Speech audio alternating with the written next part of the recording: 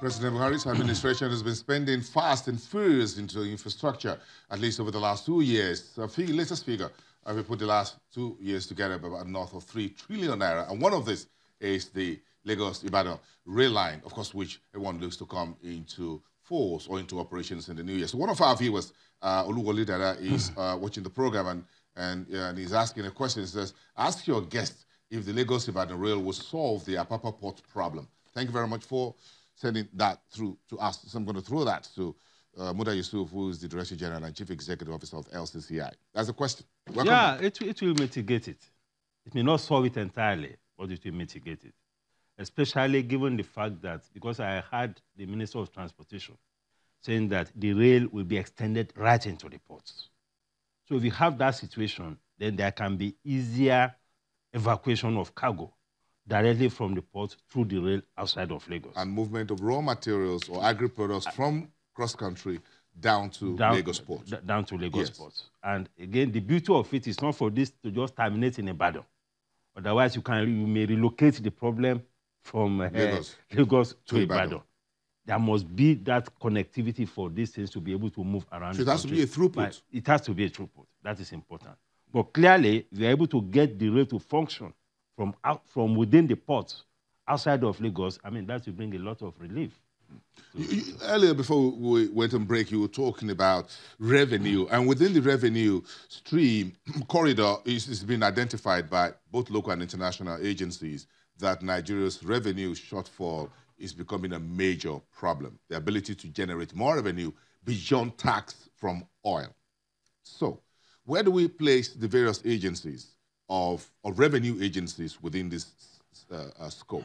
You see, revenue is a major problem. And I'm glad that even the president, when he was presenting his budget, underlined that with emphasis. Yes, he did. And the way to deal with this, in my view, first is to have the political will to deal with the component of revenue which we call the independent revenue. This is the revenue that is coming from key revenue-generating agencies. Because some of them are so powerful that to compel them to remit funds to the federation accounts has become a big issue. Even, you recall, during the National Assembly hearings, even to get some of them to come and defend their budget in the National Assembly was a big issue. The president had to intervene himself to compel them. So there must be some form of political will. If we need to create a framework where the FRS will bring them under its own ambit, so that there can be proper oversight as to what revenue they are generating and how and what they should remit to the federation account. Because in 2017, the shortfall from independent revenue was about 70%.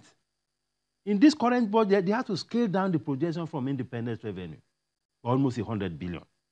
So we have to have the political will to compel some of these key agencies to remit to key government agencies becoming more stronger than the government itself. Exactly. That's them up. There has to be some political will. Secondly, the way to grow revenue is to grow investment. If investment is not growing, revenue cannot grow. So that comes back to the issue of the enabling environment for investors.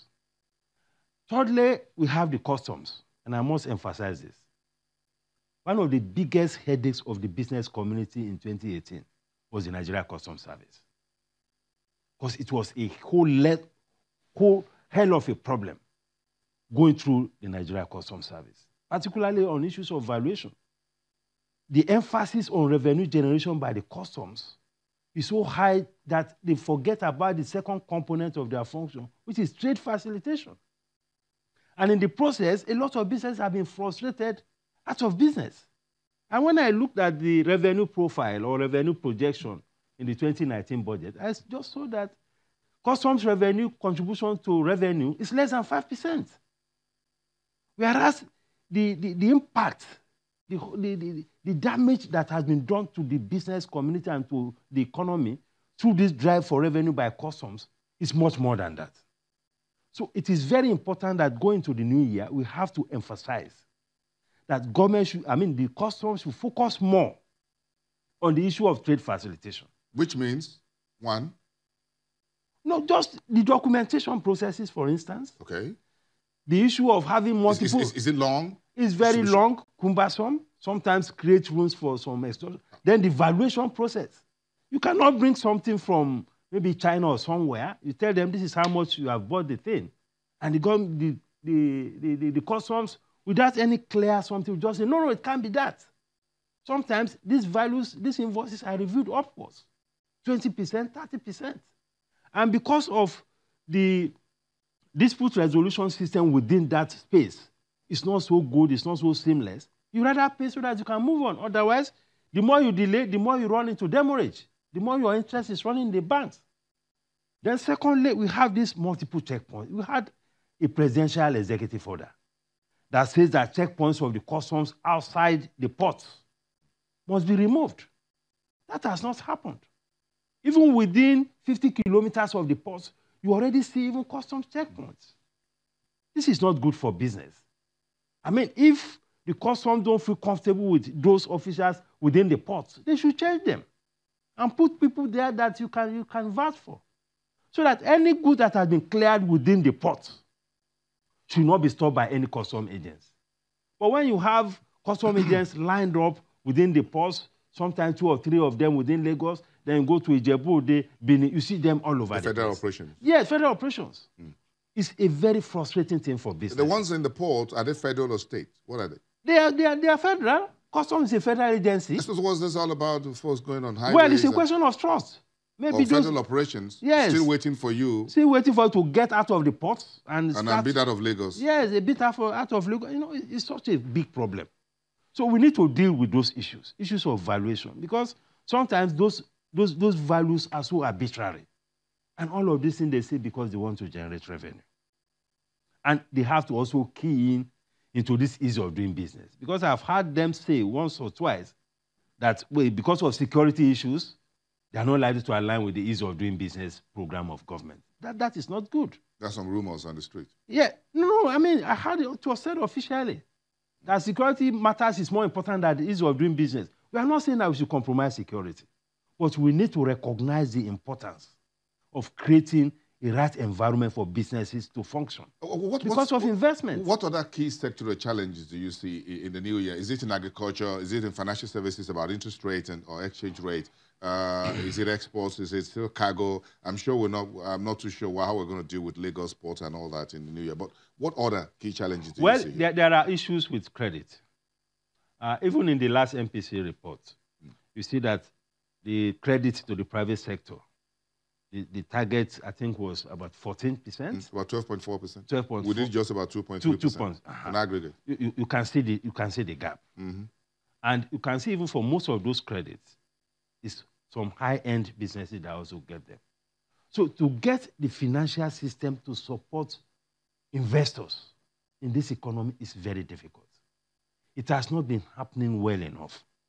Because one of the ways to power investment, to grow the economy, is to have a proper alignment between the banking system and the investing community. But because of the issues of the cost of fund, because of the issues of the tenor of funds, this is not happening. Because how many businesses can you fund with a 25% interest rate? In some cases, 30% interest rate. Of course, I've listened to the argument of the CBN that, okay, we need to tame inflation, we need to ensure that a lot of mopping up of liquidity at very great cost. About this SMEs have some funds with the central bank, with the bankers committee, with the Bank of Industry, Development Bank of Nigeria. That's not enough? You want something else? There's an issue of access. It's one thing for these funds to be there. It's another thing for the funds to be accessible. That's it. And it's also important that in all of this, because when you talk to the banks, they also talk about risk, that the risk environment around these sectors has to be improved. Otherwise, they will not lend to those sectors. Who is going to improve the risk environment? Of course, there has to be a model. There has to be a framework to de-risk some of these areas. These risks are electricity? No, risk of business failure. Yes. That is it. Yes. So who's... I mean, there can be a credit insurance, for instance. That can be there. There can be credit guarantee, which has to be borne by the central bank or the government. Some of this risk has to be taken off the banks by the government. Because when we are talking about investment, especially for small businesses, we are talking about issues of development. And when you are talking about development issues, it cannot be left strictly within the space of commerce or the space of just profit.